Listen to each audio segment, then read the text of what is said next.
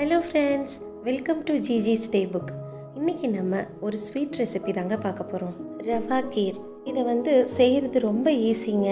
சட்டுன்னு ஒரு 10-15 நிமிஷத்துலேயே செஞ்சிடலாம். ஆனால் டேஸ்ட் ரொம்ப ரிச்சாக ரொம்ப நல்லா இருக்குங்க. இந்த ரெசிப்பியை நான் என்னோட பெரிய நாத்தனார்கிட்ட இருந்து கற்றுக்கிட்டேங்க. இதை ஈஸியாகவும் ரொம்ப குயிக்காகவும் செஞ்சிடலாங்க. சரி வாங்க இப்போ செய்முறையை பார்ப்போம். ஒரு பேனில் 2 டீஸ்பூன் நெய் சேர்த்துக்கலாம்.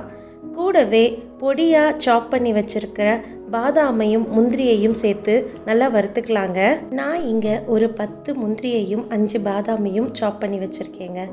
இது நல்லா செவக்க வறுத்ததுக்கப்புறமா ஒரு 3 டேபிள் ஸ்பூன் ரவையை சேர்த்து நல்லா வறுத்துக்கலாங்க.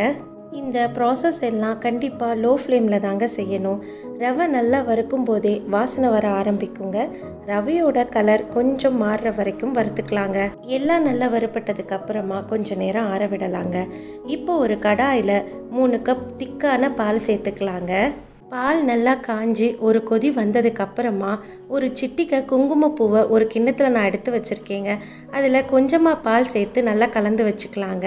இப்போது கொதிச்சிட்ருக்கிற பாலில் வறுத்து வச்சுருக்கிற ரவையையும் முந்திரி பாதாமையும் சேர்த்து நல்லா கலந்து விட்டுக்கலாங்க. லோ ஃப்ளேமில் வச்சு உருண்டை கட்டாமல் நல்லா கலந்து விடணுங்க. ரவை சேர்த்ததுக்கப்புறமா ஒரு 8லேருந்து 10 நிமிஷம் லோ ஃப்ளேம்லேயே நல்லா வேக விடலாங்க.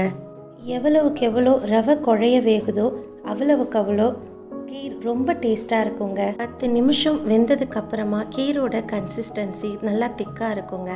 அந்த ஸ்டேஜில் 1/2 கப் சர்க்கரையை நம்ம சேர்த்து நல்லா கலந்து விட்டுக்கலாங்க. சர்க்கரை சேர்த்து ஒரு கொதி வந்ததுக்கு அப்புறமா குங்குமப்பூ பால் கலந்து வச்ச மிக்ஸை நம்ம அதில் சேர்த்துக்கலாங்க. இது கீருக்கு நல்ல ஒரு ஃப்ளேவரையும் நேச்சுரல் கலரையும் கொடுக்குங்க. கடைசியாக ஏலக்காய் பொடியை தூவி நல்லா கலந்து இறக்கிடலாங்க. இந்த கீருக்கு நல்ல ஒரு ரிச்னஸ் கிடைக்கணுன்றதுக்காக நான் வறுத்து வச்ச பாதாமும் முந்திரியையும் ரவை சேர்க்கும் போதே சேர்த்தாச்சுங்க. நட்ஸோட க்ரன்ச்சினஸை ஃபீல் பண்ணணும்னு நினச்சிங்கன்னா மேற்கொண்டு கொஞ்சமாக நம்ம பாதாமையும் முந்திரியையும் வறுத்து மேலே தூவிக்கலாங்க. இதை சூடாக அப்படியே பரிமாறலாங்க. அப்படி இல்லைன்னா ஃப்ரிட்ஜில் வச்சு சில் பண்ணி ஒரு டெசர்ட் மாதிரி பரிமாறலாங்க. ஃப்ரிட்ஜில் வச்சதுக்கப்புறம் நம்ம பார்த்தோன்னா மேலே ஒரு லேயர் பாசந்தி மாதிரி இருக்குங்க. அது கூட இதில் வித்தியாசமான டேஸ்ட்டு கொடுக்குங்க. நீங்களும் ட்ரை பண்ணி பார்த்துட்டு உங்களோட ஃபீட்பேக்கை என் கூட ஷேர் பண்ண மறந்துடாதீங்க.